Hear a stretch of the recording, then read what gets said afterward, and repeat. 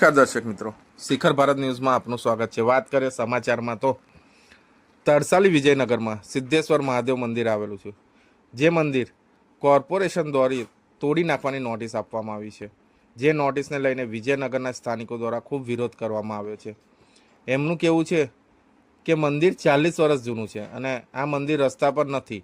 હાલમાં જ મંદિરની પાછળ જીઓનું ટાવરના અર્બન હેલ્થ સેન્ટર બનાવવામાં આવ્યું છે, જેને 5 વર્ષ જ જેવું થયું છે।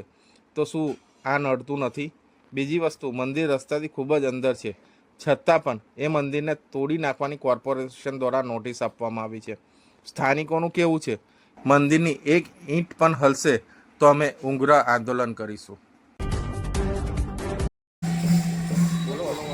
हिंदुत्व बचाओ मंदिर बचाओ, हिंदुत्व बचाओ मंदिर बचाओ, हिंदुत्व बचाओ मंदिर बचाओ, हिंदुत्व बचाओ मंदिर बचाओ, हिंदुत्व बचाओ मंदिर बचाओ, हिंदुत्व बचाओ मंदिर बचाओ, हिंदुत्व बचाओ मंदिर बचाओ, हिंदुत्व बचाओ मंदिर बचाओ, हिंदुत्व बचाओ मंदिर बचाओ। हाँ, आज आपकी શું માંગ છે? કયા જગ્યાની મંદિરની વાત છે અને શું છે પૂર્ણ? હું આપણા પ્રેસના માધ્યમથી એવું કહેવા માગું સરકારને કે આજે મારો જન્મ થયો, આજે 42 વર્ષ થયા મારા જન્મને। આ મંદિર એ મારા જન્મ પહેલાંનું મંદિર છે અને આજે આ સરકારને, જેને અમે લોકો હિન્દુ તરીકે વોટ આપતા હતા ભાજપ સરકારને, અને આજે એ સરકાર અમારા હિન્દુ મંદિરને તોડવા માગે છે અને અમારા ભગવાનને અમારાથી દૂર કરવા માગે છે। એનું કારણ શું? અને એવું બી નથી કે આ મંદિર રસ્તા વચ્ચે આવતું હોય। મંદિરની પાછળ તમે આટલો મોટો પિલર જોઈ શકો છો, જે પિલર બનાવ્યો છે, રિલાયન્સનો ટાવર છે, એની પાછળ અર્બન હેલ્થ સેન્ટર છે, જે મંદિરની બહારની સાઈડ પર છે। એને તોડવાની કોઈ નોટિસ નહીં અને એ બન્યું છે હાલમાં। અને આ મંદિર 40 વર્ષ જૂનું છે। 40 વર્ષ જૂનું મંદિર તમે તોડવાની નોટિસ આપો છો, તો આ પિલ્લરને અર્બન હેલ્થ સેન્ટરનું શું કરશો? એ તોડશો તમે લોકો? અને બીજી વસ્તુ કે અમારી આ મંદિર લાગણી નાનપણથી જોડાયેલી છે।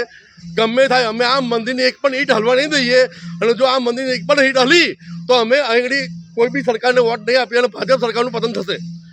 જે રીતના પિટિશન પ્રમાણે 2005 પછીના મંદિરો તોડવાની કંઈક વાત થઈ હતી, તો આ જો 40 વર્ષ જૂનું મંદિર હોય તો એને કેવી રીતના તોડી શકે?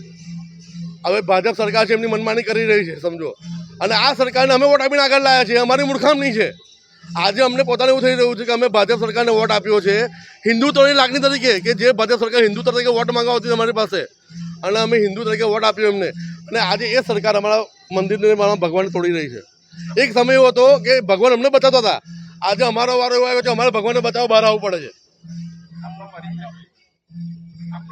મારું નામ રચિત સોની છે, હું વિજયનગરનો ઉપપ્રમુખ છું। આજે તમારા વિસ્તારના જે મંદિર છે એને તોડવાની નોટિસ આવી છે, શું કહેશો? નથી તોડવાનું, જેને વાંધો હોય એને અહીં લઈ આવો। વર્ષોથી અમે ભજન કરીએ છીએ અને મહિલા મંડળે ઊભું કર્યું છે। સરકારી લોકો મંદિર નહીં બાંધી આપતા, અમારા મહિલા મંડળે ઊભું કર્યું, જનતાએ ઊભું કર્યું છે। તમારે છે ને વ્યવસ્થા કરવી જોઈએ, આસ્થાનું સ્થાન છે। હજારો લોકો સવારમાં દર્શન કરવા આવે છે અને ગૌરી વ્રતમાં આ બધી બહેનો 3 મહિ એ થાય છે ત્યારે મહિ પૂજા પૂરી થાય છે, એટલે આ મંદિર નહીં તૂટે, નહીં તૂટે, નહીં તૂટે। હનુમાનજીનું મંદિર અને મા કાળી મંદિર એ નહીં તૂટે અને તૂટશે તો અમારે કાર્યવાહી કરવામાં આવશે। કેટલા વર્ષોથી અરે 40, 42 વર્ષ થયા, 42 વર્ષ થયા છે આ મંદિરને। આ મંદિર સોસાયટીની અંદર છે, કઈ નડતર રૂપ છે નહીં। જે મંદિરો જે નડતર રૂપ છે એ તમે કાઢો, આ મંદિર નીકળશે નહીં। હનુમાનજીનું અને વિજયનગરના મહાકાળી માતાનું મંદિર। આ હનુમાનજીનું મંદિર જે અહીંયા વિજયનગરની બહાર જે આવેલું છે નાકા પર, એ એક્ઝેક્ટલી એ મંદિરની જગ્યા સ્વામિનારાયણ સંપ્રદાય કોઠારી સ્વામીએ પોતે ફાળવેલી છે અને એ એમનો જે આખો જે પ્લોટ છે સ્વામિનારાયણ સંપ્રદાયનો, એની અંદર આવેલું છે। એટલે આ મંદિર શું કહેવાય કે આપણે જે વિવાદિત સ્થળ પર નથી આવેલું। કોર્પોરેશન દ્વારા જે નોટિસ આપવામાં આ તે ભૂલમાં એમને ખરેખર સ્વામિનારાયણ મંદિરને આપી જોઈએ, તો ભૂલમાં એમને હનુમાનજી મંદિરને આપી દીધી છે।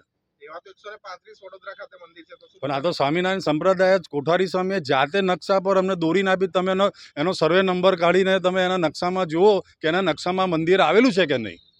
જો કદાચ કોર્પોરેશન દ્વારા કે આ મંદિર તોડવામાં આવશે તો તમે શું પગલાં લેશો? બસ તો અમે અઘટિત જે અત્યારે જે આંદોલનના અમે પ્રક્રિયા પ્રમાણે ચાલી રહ્યા છે એ પ્રમાણે અમે આગળ ચાલશું। આપનો પરિચય? મારું નામ આશીષ ભટ્ટ।